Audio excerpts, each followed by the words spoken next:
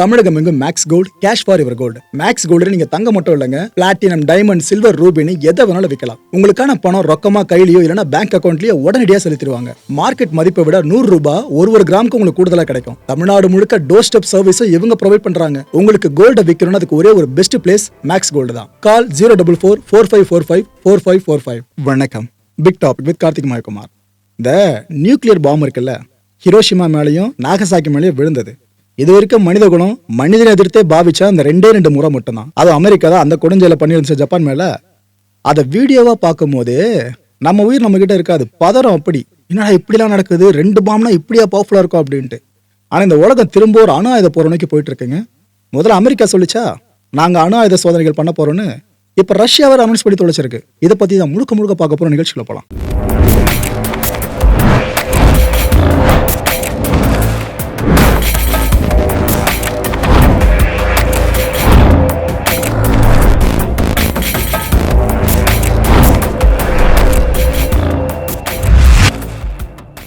அமெரிக்க அதிபர் Donald Trump இவர் போற இடம் முழுக்க நான் தான் போற நிறுத்தினேன், உலக அமைதிக்கு நான் தான் காரணம், இந்தியா பாகிஸ்தான் பிரச்சனை நான் தான் முடிச்சு வச்சேன், டேரிஃப்ன்ற ஒரு வாரத்தில் 2 நாடையும் நான் கண்ட்ரோல் பண்ணிட்டேன், பாருங்க என்னோட திறமைய அப்படின்னு போற இடம்லாம் சொல்லிக்கிட்டு இருக்காருல. இப்போ அதே டெம்ப்ளேட்ல கொஞ்சம் மாறுதல் பண்ணியே பேசியிருக்காப்ல. ஒரு ஈவெண்ட்ல என்ன பேசியிருக்காரு, கிட்டத்தட்ட 9 மாதங்கள்ல 8 போர்களை முடிச்சு வச்ச பெருமை எனக்கு தான் இருக்கு அப்படின்றாரு. இதுலயும் குறிப்பா இந்தியா பாகிஸ்தான் இஷ்யூ இருக்குல்ல, அதை நான் முடிக்கிறதுக்கு ரொம்பலாம் கஷ்டப்படல. இது போல சில முன்னணி பத்திரிகை நிறுவனங்களோட பத்திரிகைகளை பார்த்தேன். அதில் ஹெட்லைன்ஸே பார்த்தீங்கன்னா இந்தியா பாகிஸ்தான் அணு ஆயுதம் கொண்டிருக்க நாடுகள், அந்த நாடுகள் போரை நோக்கி போயிட்டு இருக்கு, இது அணு ஆயுத போரா மாறுன்ற மாதிரி தலைப்புச் செய்திகள்லாம் படிச்சு பார்த்தேன். உடனே ஃபோன் அடித்தேன், 2 நாடுகளோட தலைவர்கள்கிட்டையும் பேசினேன். நீங்கள் சண்டே நிறுத்தினா 250% வரைக்கும் டாரிஃபை போடுவோம் அப்படின்னு சொன்னேன். அடுத்த நாளே சீஸ்ஃபயர் அனௌன்ஸ் பண்ணிட்டாங்க. அப்படிதான் அந்த முதல்ல நிறுத்தி வச்சேன்னு சொல்லிட்டு 8 விமானங்கள் வரைக்கும், எப்படி 8 போர் விமானங்கள் வரைக்கும் அந்த கான்ஃபிளிக்ட்ல சுட்டு வீழ்த்தப்பட்டதா ஒரு நம்பர் வரை கொடுத்துருக்காருங்க. எந்த தரப்புல வீழ்த்தப்பட்டிருக்கோன்றது இந்தியன்ஸ்க்கு நல்லாவே தெரியும். ஆனா பாகிஸ்தான் மக்களை ஏமாத்தி வச்சிருக்காங்களே அங்க இருக்க பாகிஸ்தான் அரசு. ஆனா இவர் எந்த பக்கம் நிப்பா நினைக்கிறீங்க மக்களே? நோபல், அமைதிக்கான நோபல் பரிசை இவருக்கு கொடுக்கணும்னு எந்த நாட்டோட தலைவர் சொல்றாரோ அந்த பக்கம் தானே ஃபாலோ ஆவாரு. ஸோ எந்த பக்கம் நிற்கிறாருன்னு தெரிஞ்சிருக்கும்னு நினைக்கிறேன். இந்த நம்பர்ஸ்லாம் சொல்லி முடிச்சிட்டாரா? இதுக்கப்புறம் முக்கியமான விஷயத்தை பத்தி பேசுறாருங்க. இந்த அணுகுண்டு சோதனை இதை நிறைய நாடுகள் இப்போ வரைக்கும் பண்ணிக்கிட்டு தான் இருக்கு. இப்படி ஐஏஏக்கே தெரியல, பட் இவர் சொல்றாரு இப்போ வரைக்கும் பண்ணிக்கிட்டு தான் இருக்கு. நாங்கள் மட்டும் எதுக்கு சைலண்டாக இருக்கணும்? ஸோ அமெரிக்காவும் அணு ஆயுத சோதனையை திரும்ப ஆரம்பிக்கிறதுக்கு நான் உத்தரவு பிறப்பிச்சிட்டேன்ப்பா, வேலையெல்லாம் நடந்துட்டு இருக்கு அப்படின்னு ஒரு குண்டு தூக்கி போட்டாருங்க. இந்த விஷயம் அங்கே இங்கன்னு தொட்டு உலக ஊடகங்களில் தலைப்புச் செய்தியாக வலம் வரவே கிரெம்ளின் மாளிகைக்கு இந்த விஷயம் போகுது. விளாடிமிர் புட்டின் கடும் கோபத்தில் பேசியிருக்காரு. அவரே பேசியிருக்காரு, ஸ்டேட்மெண்ட்ல அந்த உள்ள டைரக்டாக அவரே பேசியிருக்காரு. என்னென்ன சொல்றாப்புல, தைரியம் இருந்தால் நீங்கள் பண்ணுங்க, அதை மட்டும் அமெரிக்கா மட்டும் திரும்பவும் அணு ஆயுத சோதனைகளில் ஈடுபட்டுச்சு, அதை பார்த்துட்டு நாங்கள் சும்மாலாம் இருக்க மாட்டோம். உங்களை விட அதிகமாக எங்களுக்கு அதை எப்படி பண்ணணும்னு தெரியும். எல்லாரை விட அதிகமாக அணு ஆயுதங்கள் எந்த நாடுகிட்ட இருக்குன்றத உலகத்துக்கு நல்லா தெரியும். ஸோ நாங்களும் இதையே பண்ணுவோம். ஸோ ட்ரம்ப் இப்போதைக்கு சைலண்டாக இருக்கிறது நல்லது. இது போல வார்த்தைகளை விடாமல் இருக்கிறதா அமெரிக்காவுக்கு நல்லதுன்னு புட்டின் சொல்லியிருக்காரு. அலாஸ்கா சம்மிட்ல ஒரே காரில் 2 பேர் பயணிச்சு என்ன நம்ம கண்ணில் காட்சிகள் நிற்குதுல, இப்போ பார்த்தீங்களா பிரச்சனையோட பெருசாக போயிட்டு இருக்குன்னு சொல்லிட்டு. ஸோ இந்த முடிவு இருக்குல்ல, ட்ரம்ப்போட முடிவு, இதை நான் ரொம்ப வன்மையாக கண்டிக்கிறேன்னு புட்டின் சொல்லியிருக்காரு. புட்டினை பொறுத்த வரைக்கும் சும்மா பேசிக்கிட்டு மட்டும் இருக்கிற ஆள் இல்லை. என்னென்ன பண்ணுவார்னு யுக்ரைன் காலத்தையே பார்த்துக்கிட்டு இருக்கோம்.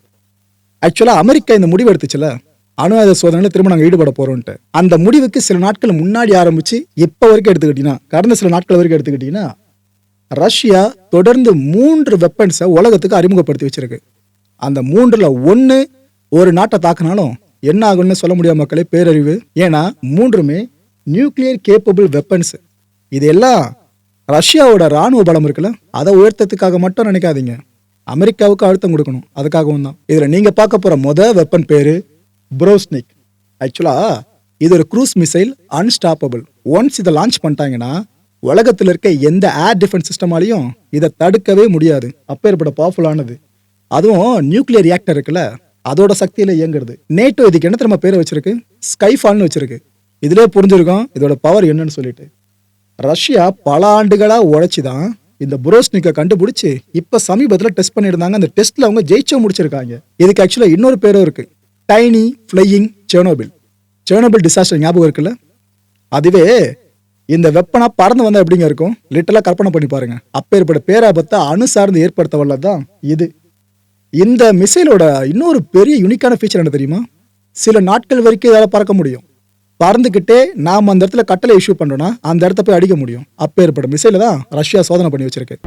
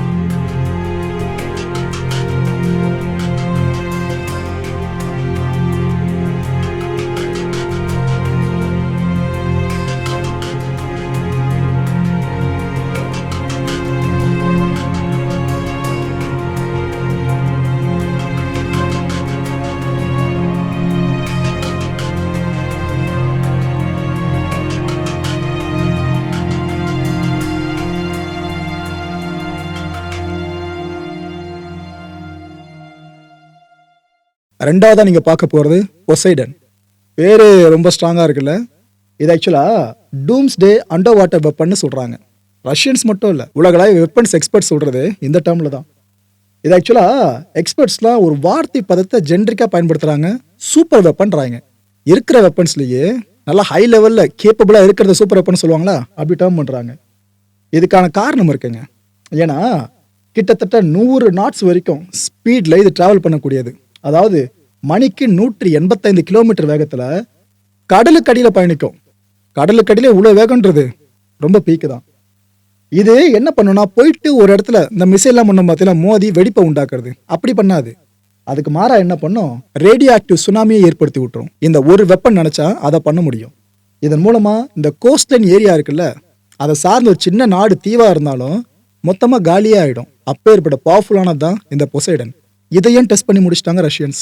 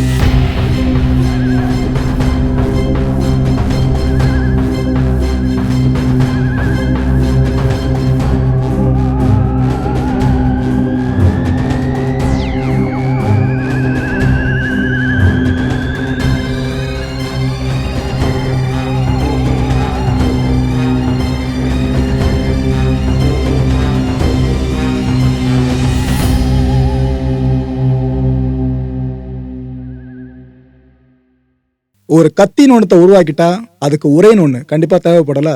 அந்த பொசைடன் இருக்கு பார்த்தீங்களா, இதை லான்ச் பண்ணுறதுக்கு ஏற்ற மாதிரி டிசைன் பண்ணப்பட்டது தான் நீர்மூழ்கி கப்பல் ஒன்று. இந்த சப்மரின் பேர் ஸ்கேப்ரோஸ். ஆக்சுவலா இதுதான் அந்த பொசைடன் இருக்குல்ல, அதை டார்பிடோவா, நியூக்ளியர் டார்பிடோவா எடுத்து லான்ச் பண்ணோம். அப்பேற்பட்ட இந்த சப்மரீனையும் ரஷ்யன் சோதனை பண்ணாமையா விட்டுருப்பாங்க. அதையும் சோதனை பண்ணி அவங்க இணைச்சிட்டாங்க சர்வீஸ்லயே.